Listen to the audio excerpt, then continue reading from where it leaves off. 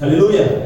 ఏ భయంకరమైన వ్యాధి నీకున్నా నువ్వు తప్పించబడే సోర్స్ ఎక్కడ ఉందంటే బైబిల్లో ఉంది. హల్లెలూయా. అందుకే యోహాను యొక్క తండ్రి ఎందుకు మోగవాడవుతాడు తెలుసా? సోర్స్ ఉండి నమ్మలేదు. ఆల్రెడీ 100 సంవత్సరాలు కలిగిన అబ్రహాము, ఇస్సాకు, అబ్రహాము తన భార్య అయిన సారా ఉన్నారు.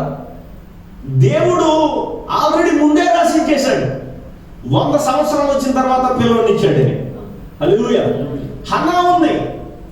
హన్నా కూడా ప్రార్థన చేయడం ద్వారా స్వస్థపరచబడింది, లేకపోతే కుమారుని కనింది అనే విషయం ముందే రాశాడు.